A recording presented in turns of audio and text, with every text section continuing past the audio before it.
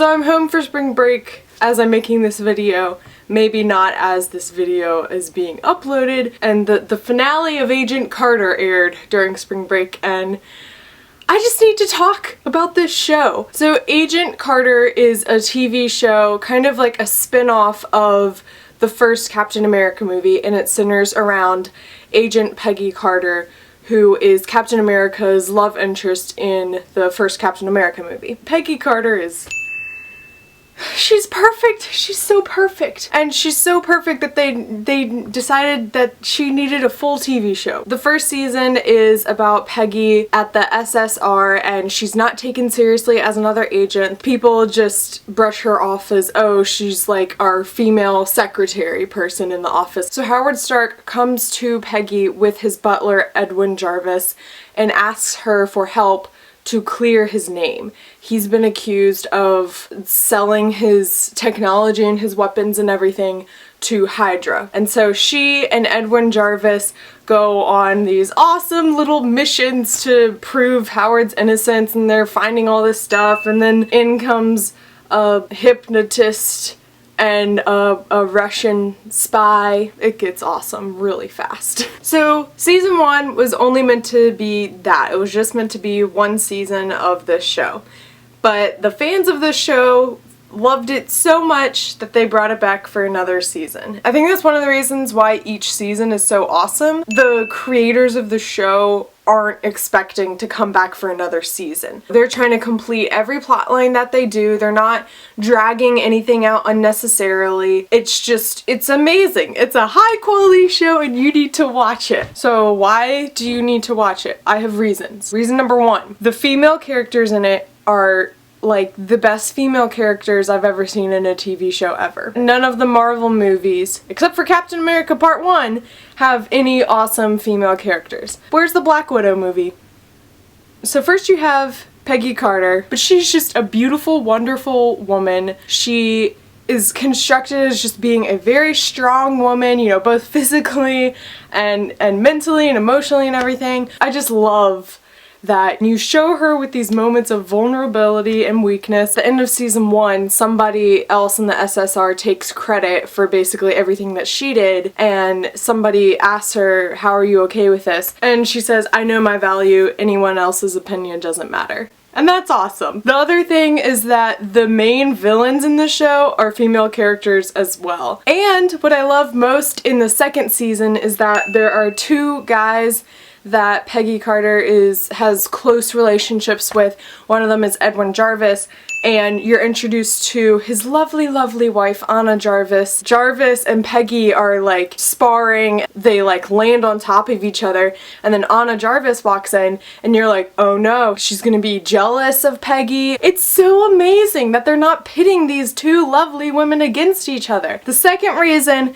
is Edwin Jarvis is just amazing. He's such a beautiful man. He's just a very like quirky character. He constantly puts up with Howard Stark's womanizing ways, and it's hilarious in a very quiet, subtle way. And also what's really cool is that a lot of the times Jarvis is kind of the damsel in distress figure, and Peggy has to go help him out, and so I love that, like, that reverse of roles going on there. 3, it has some really awesome supporting side lead characters going on. Daniel Sousa, he is the chief of the SSR in Los Angeles during the second season. He is handicapped from fighting in World War II. He has to use a crutch.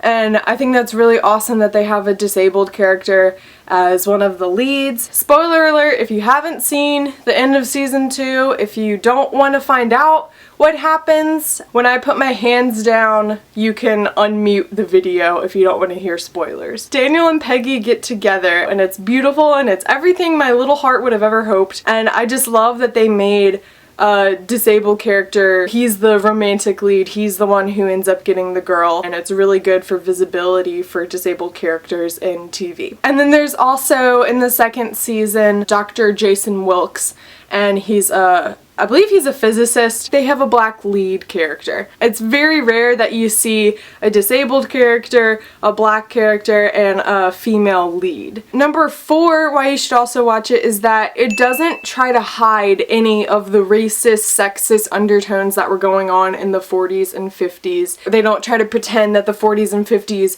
were this magical, magical time where people were just dancing to jazz music and everything was happy, and they definitely incorporate that into the show, which I think is awesome. Finally, reason 5 is just that the plots are really, it makes sense. It builds it in such a way that you're completely following every single plot. I thought of another reason.